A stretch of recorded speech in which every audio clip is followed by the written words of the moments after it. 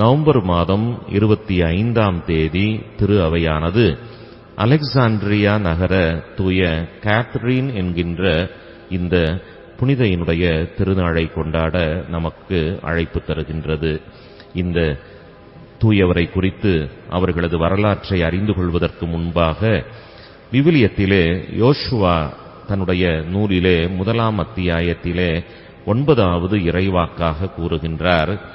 வீறுகொள், துணிந்து நில், அஞ்சாதே, கவலைப்படாதே, ஏனெனில் உன் கடவுளும் ஆண்டவருமான நான் நீ செல்லும் இடமெல்லாம் உன்னோடு இருப்பேன் என்கின்ற இந்த நல்ல அற்புதமான நம்பிக்கையினுடைய வார்த்தைகளை மனதிலே தாங்கியவர்களாக அலெக்சாண்ட்ரியா நகர தூய கேத்தரினுடைய வாழ்க்கையினுடைய வரலாறு என்ன என்பதனை இப்பொழுது செல்வி அமலி பாத்திமா அவர்கள் சொல்ல நாம் கேட்டறிவோம். இன்று நாம் நினைவு கூறும் கேத்தரின் எகிப்தில் உள்ள அலெக்சாண்ட்ரியாவில் 3ஆம் நூற்றாண்டின் பிற்பகுதியில் பிறந்தார். இவருடைய தந்தை அலெக்சாண்ட்ரியாவின் ஆளுநராக இருந்து வந்தார். இயல்பிலே பேரழகியாக இருந்த இவர் கற்றுத் தேர்ந்து அறிவில் சிறந்தவராய் விளங்கி வந்தார்.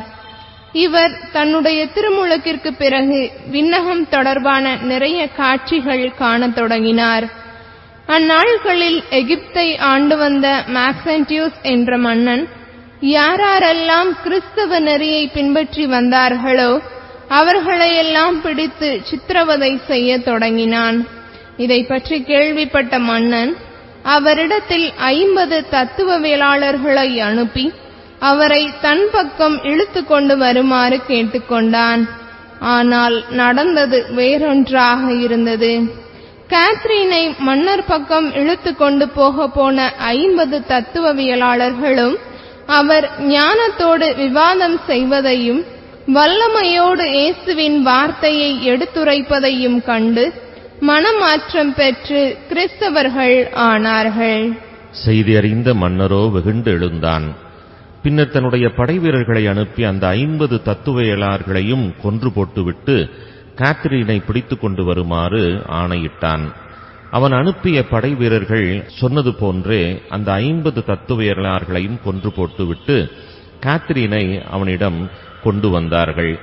மன்னனோ கேத்தரினை சிறையிலே அடைத்து வைத்து கடுமையாக சித்திரவதை செய்ய தொடங்கினான். இதற்கிடையில் ஒரு நாள் இரவிலே அரசி தன்னோடு 200 பேருக்கும் மேலாக படைவீரர்களை சேர்த்துக் கொண்டு சிறையில் அடைபட்டு சித்திரவதையை அனுபவித்துக் கொண்டிருந்த கேத்தரினை சென்று சந்தித்தார்.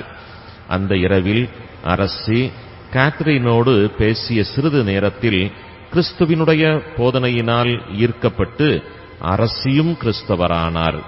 அவரோடு சேர்ந்து அந்த 200 படைவீரர்களுமே கிறிஸ்தவர்கள் ஆனார்கள். செய்தி அறிந்த அரசனோ கொதித்தெழுந்தான். அவன் கேத்தரினை அடைத்து வைத்திருந்த சிறைக்கூடத்திற்கு வேகமாக வந்தான். வந்தவனோ கேத்தரினை ஒரு சக்கரத்திலே ஏற்றி துடிக்க துடிக்க கொன்று போட்டான். கேத்தரினோ ஆண்டவருக்காக இரத்தம் சிந்தி தன்னுடைய இன்னுயிரை துறந்தார்கள். இந்த புனிதையினுடைய நினைவு நாளை கொண்டாடுகின்ற இந்த நாளினிலே இவர்கள் வழியாக நாம் தெரிந்து கொள்ள வேண்டிய பாடம் என்ன என்பதனை இப்பொழுது நாம் சொல்ல கேட்போம். அஞ்சாமல் துணிவுடன் இருப்போம்.